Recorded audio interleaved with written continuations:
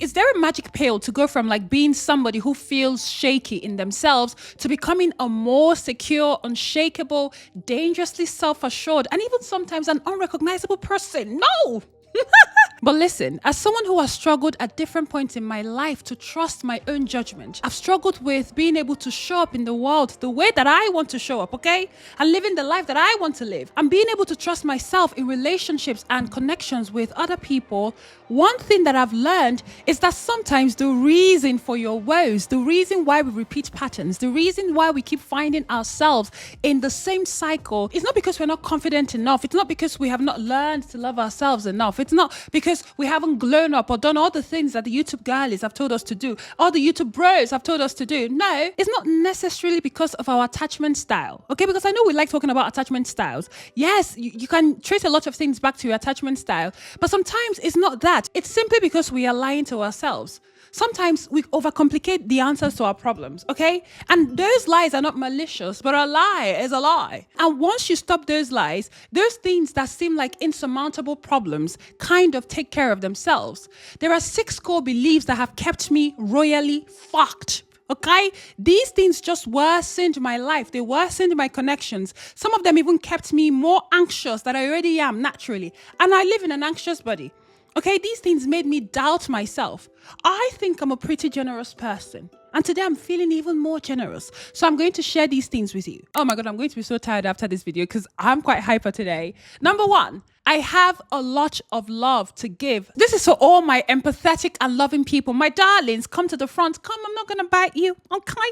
Listen, I'm a very sweet girl too. And so because I am very sweet, just like you, and I'm highly empathetic and I feel everything deeply, when things will go wrong in my relationships or in my connections, or when people will treat me carelessly, or when I'll act in ways that are detrimental to my well-being just so that someone else can feel good about themselves, I will be like, well, it's because I'm just someone with a lot of love to give. That's why this and this happened. That's why so and so happened. People tend to take advantage of kind people like me. It's just so unfortunate that I'm so kind and they're so terrible. But one day I looked at myself and I went, Pearl girl, why art thou full of shit? Because in what reality can love ever be too much? Have you seen the state of the world? There is no level of loving that can ever be too much. We need more love. In fact, we are suffering from not enough love. So I've had to check myself because when I say that I have a lot of love to give as an answer to why I am suffering, I am pointing to my way of loving as the problem and I refuse. No. Nothing can convince me, nobody can convince me that there is something wrong with loving. The issue is not the love, it's that you have no boundaries. Yeah. You have no boundaries around who gets access to that love, okay? You can have a lot of love to give, but not everybody gets access to that level and that depth that you have to offer. So I haven't changed how I love. No, not at all. But my boundaries have cleaned up the leaks in my connections. I now relate to people in a way that matches the quality of our connection. I am certain that there are people that know me who I'm sure noticed a switch. Maybe they can point to a point where something shifted. These people can still contact me. They have my number. They can call me if they need help. They can reach out to me at any point and I'll answer. But something has shifted. The goal is that I never have to point to my loving, my warmth, and my kindness as the reason for my burdens. That is crazy.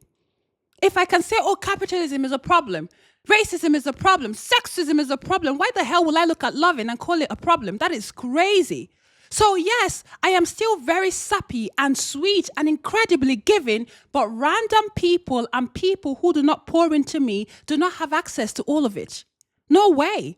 And now, and by the way, I've been on the receiving end of this.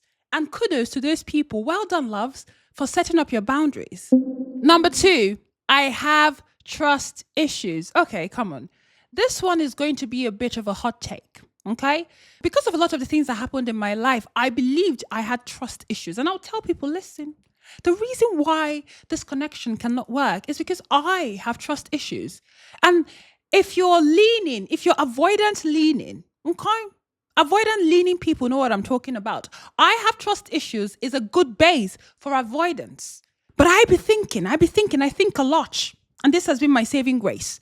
The reality is that when it comes to trust, and I mean the core of trust, the only way to build it is through evidence. Somebody cannot give you trust for them. You develop it through compounded evidence over time. And because it is evidence-based, if new evidence is introduced to the level that it crashes all of the compounded evidence that has informed your trust for that connection, then I must believe the new evidence and act accordingly. What this means is that the prerequisite for trusting other people is trusting myself. Trusting myself to be able to look at all the evidence at different times, at different points, and make the call or a call. And can I live with that call? It's not that I have trust issues, it's that I don't trust myself. Listen, when we get into any relationship with any kind of person, we get in with no evidence. So the only evidence I can bring into a new relationship is my own values. The only thing I can actually control is myself. The only person I can tell what to do and ensure that they do it is me. I have to trust myself. I have to trust myself enough to know that no matter what that person is, no matter what they do, I will be able to respond accordingly. I'll be able to take care of myself. And if I trust myself, it means that I'm also trusting that person to be themselves. And in being themselves, they either build evidence with me or they show me that they do not have the building block for trust on offer. And because I trust myself, I can remove myself from that situation. I wish you could see my feet because I'm walking tiny. Okay? Because this is me removing myself from the situation. If you have to test people, if you have to control a person, if you have to tell them exactly where to be, what to do, how to be, that is not a relationship built on trust. That is obsession. It's obsessive, it's controlling, and it's not loving. Love and control have nothing in common. Okay? I'll give you a very, simple example. I'm the easiest person to cheat on. That's if you wanted to. Okay? If you're dating me, I'm telling you, you can cheat on me. It's very easy. You won't even have a hard time. You don't need to do too much. Okay? Why? Because I don't care to watch where you go. I don't look up your activities. I mean, you can share with me if you'd like to, but I don't care. I just don't care. You know why? Because that's what you do for children.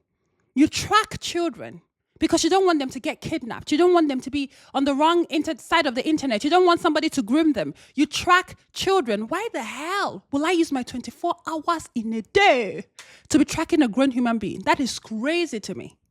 Okay? If you tell me something, I'll believe you. Why not? I don't lie. So yes, I believe you. I trust your commitment to your values, and I hope you trust mine. But this is where I'm different. This is where I'm different. The minute I don't believe you, the minute the things you are saying are not matching what I am seeing, or there's a crack in reality, there are holes and discrepancies, and suddenly I'm unsure of what I am seeing, I'm not sure what the hell is going on, that connection is over. I don't need physical proof. I'm not going to ask you. No. I'm not going to check. No. I'm not going to argue. No. You just lose me. Every connection I have is contingent on maintaining my self-trust. This is how I can love people without possessing them. Okay? And I'm not saying that I'm always right. I'm not saying that I will always be right. But I'd prefer to be occasionally wrong and learn in hindsight than to trade my self-trust for anything. I refuse to leave any kind of connection and suddenly I can't trust my own judgment anymore. Every small thing I'm like, oh my God, I don't know if they're lying. Why would I be stressed about someone else's behavior? That's crazy. When there's so much to stress about in reality. No way. I don't want to leave any kind of friendship, connection, romantic, anything. And then suddenly, if I see the sun, I'm not sure if it's the sun or the moon because you fucked with my medulla. No. Okay? So once there's a gut shift, once things scatter, oh my God, tell me the truth. When I have eyes, nose, and perception, it's not even about feelings at this point. It's more like mind-body connection. You just need to decide and move accordingly. You know? Number 3, I'm healed enough. I can handle it. Listen, sometimes I want to buy a megaphone and take the stance of the town criers of days past and scream from the summit of the hills and the mountains that there is no amount of healing, No amount of self-confidence, no amount of self-acceptance and self-knowledge that can put you above the effects of abuse. Okay? When it comes to abuse, you cannot be doing anything for the plot. You cannot be saying, let's try and see what happens. Not with abuse. If you meet somebody who tells you that they figured it out, that they have pathways and ways to get around certain things, let me tell you something, they are lying, they are coping. And misery sometimes loves company. Why? Because we are people. Before I say more though, okay, I just want to put this disclaimer. There is a difference between dysfunction and abuse. Not everything that is dysfunctional is abusive. However, dysfunction can indeed lead to abuse. The reason I'm saying this is relationships can be very messy. And sometimes it's just dysfunctional people, who don't know how to relate to each other going at it. And because we've lost the plot when it comes to what abuse can be, thanks to the internet, if you're unsure of what it is, please read up properly. And by properly, I mean research. Intentional, informed papers and books on what physical, emotional, mental, and financial abuse can actually look like. Read up on it so that you can recognize it, not just the big things, but where it starts, the little things. And also listen to your body's cues, because our bodies, we do be knowing, okay? And when you clock it in your life, in any kind of connection, your best chance to leave or distance yourself or come up with a game plan is the day you clock it. There is no space for, let me see how it goes, well, I know better now, so I can figure it out. I just know better now. The longer you stay, the more dire it gets. All the advice on how to do this and do that to make sure that this and that, it's bullshit. Your best bet is to leave immediately, or at least start planning some sort of safe exit plan. If you don't believe me, look to all the histories, look to all the stories of all the people who stayed, all the people who believed they could change them, all the people who believed they could heal them, all the people who thought they were special. Look to the stories of all the people who felt that they've cracked the code, that they were above the program. Look to their story. That's where you're headed. To pound land, and I mean the car boot junkyard version, not the store. You will never ever leave unscathed. I don't deceive myself at all. I'm not bulletproof myself from the effects of abuse. I'm bulletproof, nothing to lose. Fire away, fire away. I do not believe that in practice, not in real life, no. Never ever watch me and assume that I've reached a certain level of awareness that will save me from being knocked upside the head by a conniving, horrible, abusive person. That's why you will never ever hear me give brain dead advice. You will never hear me tell you things like how to attract, a kind of person or that kind of person, how to manifest your dream relationship, how to become a high value, the fuck, how to get treatment princess treatment. It's propaganda. Most specifically, patriarchal. I am a human being and so are you. So once you clock it, don't be like, oh, well, I know the 10 steps to, you don't know anything, no? You pick your slippers and you run.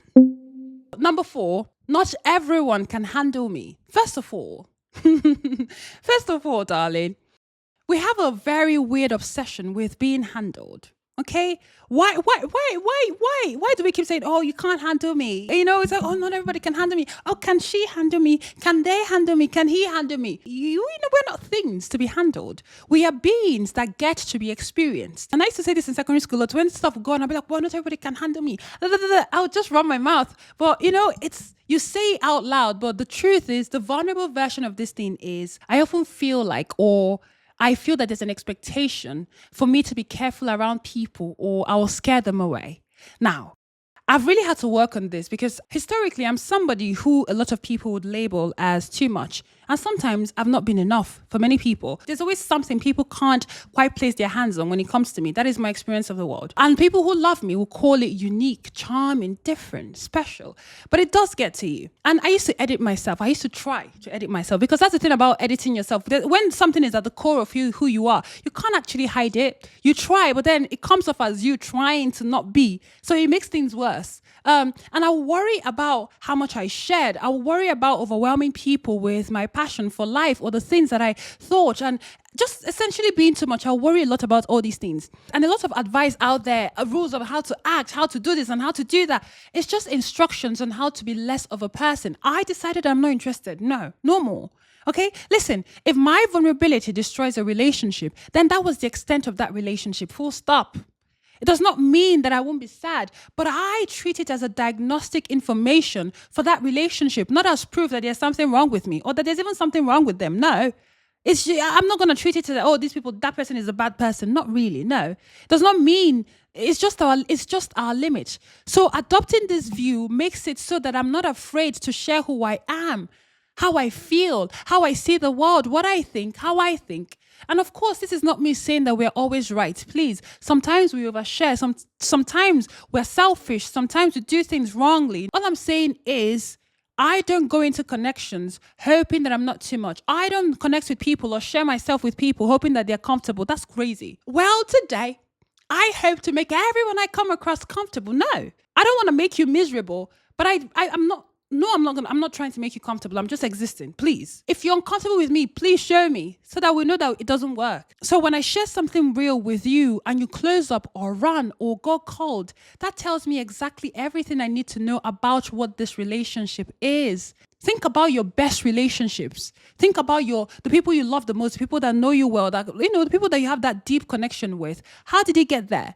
Was it not somebody opening up? Was it not both of you opening up, telling the truth, sharing something deeper? It was honesty.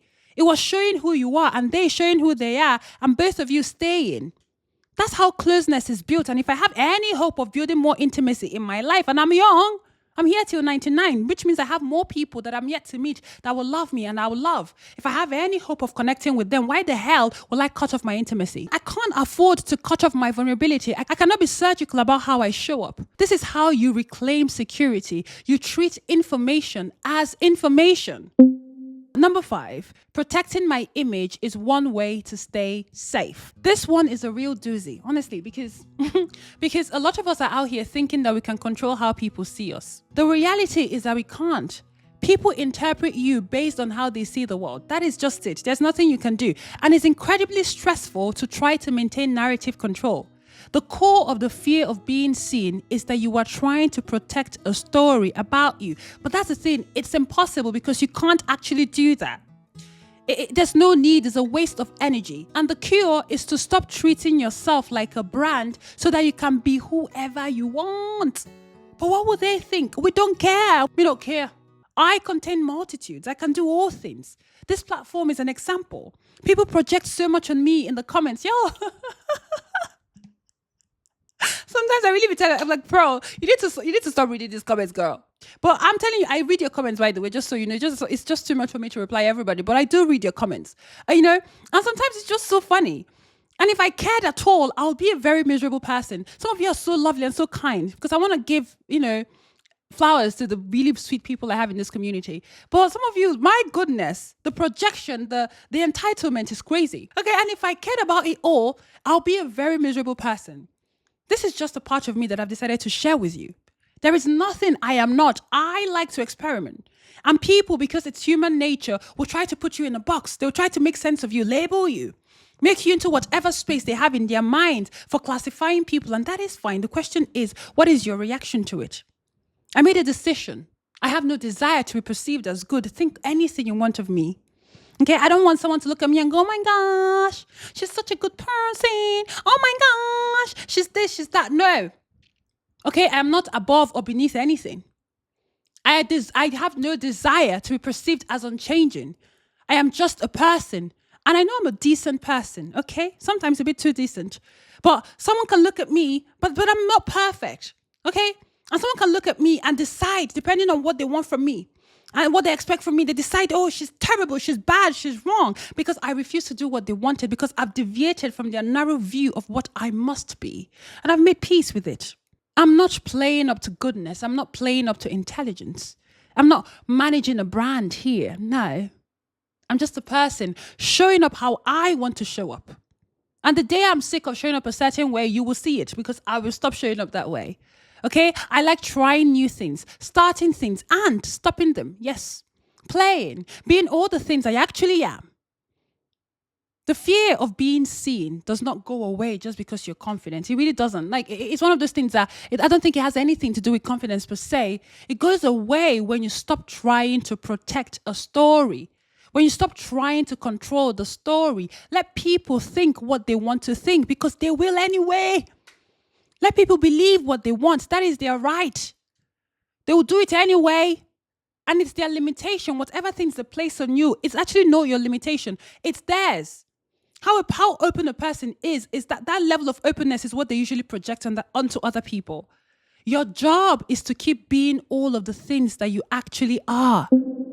Number 6, I want to be free, but I wasn't actually entirely sure how to list this one because it's kind of muddled in my head, but I'm going to try and share with you the reframe, okay? If you're sick of a system, whether it's religious, cultural, familial, maybe there are rules that have been made or laid out for you about who to be, what to do, the kind of person you must become. If you're sick of it, you cannot keep saying you want to be free and then keep trying to find who you are from the very systems that have not seen you. The very systems that probably don't even see your full humanity, the full range of your personhood. You cannot keep saying you are sick of something and then go looking for the definition of yourself within it. You have to go AWOL. Like, you have to be willing to be baseless, to have no base. In order to be free, you have to go outside of the box. And outside of the box is scary. And outside of the box is uncertain. But outside of the box is where you are. That's where you'll find yourself. Because you were not born in a box. You were not born in a cage. That's the only place you exist. Outside of the box, you meet yourself there. So you see, you have to be willing to be unlikable. Yeah. It's the unlikability of it all. What's that song again? I can't remember. I was going to sing you a song. But you have to be willing to be unlikable. You have to be willing to question things and challenge authority. You have to resist the urge to go back to what you know just because it's familiar and comfortable. You cannot be free and still be defined by the thing you're trying to be free from. Oh my goodness. Yes. Oh my goodness. I hope these things have been helpful to you. Okay. They've made me a more secure, less anxious, more self-assured woman. Oh my God, I'm losing my words. Because does anyone else's mouth hurt? It's funny. I like sharing stuff, but my mouth always hurts. Oh my goodness. Okay. Anywho's. I'm bulletproof, nothing to lose. Fire away, fire away. Ricochet, you take your aim. Fire away, fire away. Lip gloss break. At the end turned out so evil. I don't know why I'm still surprised.